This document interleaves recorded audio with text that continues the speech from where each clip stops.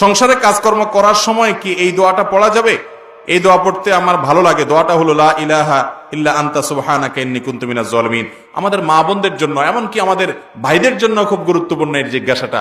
আমাদের কাজে কামের ফাঁকে, আপনি খেতে খামারে কাজ করছেন, আপনি অন্য অন্য জায়গায় কাজ করছেন, দোকানদারি করছেন, মা বোনরা বাসা বাড়িতে কাজ করছেন, এই কাজের ফাঁকে ফাঁকে তাসবিহ জিকির করা যাবে, বরং করাই উচিত। অতএব এই যে দোয়া ইউনুস লা ইলাহা ইল্লা আনতা সুবহানাকা ইন্নী কুনতু মিনাজ জালিমিন, এটার ফজিলত জানেন? এটার ফজিলত হলো আপনার জীবনে যত বড় বিপদ আসুক, এই দোয়া পাঠ করে আল্লাহর কাছে যদি আশ্রয় চান, আপনার বিপদ আল্লাহ তাআলা দূর করবে।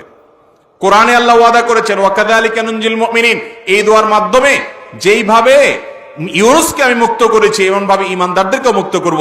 নবী করিম সাল্লাল্লাহু আলাইহি সাল্লাম বলেছেন, আমার ভাই ইউনুস যে দোয়া পড়ে আল্লাহর কাছে বিপদ মুক্তি পেয়েছেন, তোমরা সে দোয়া পড়ে আল্লাহর কাছে বিপদ থেকে মুক্তি চাইবা। এই জন্য এটা পড়বেন। আর বিপদ মুক্তি ছাড়াও এমনি বেশি বেশি করে আপনি দোয়া ইউনুস পড়তে পারেন কাজের ফাঁকে।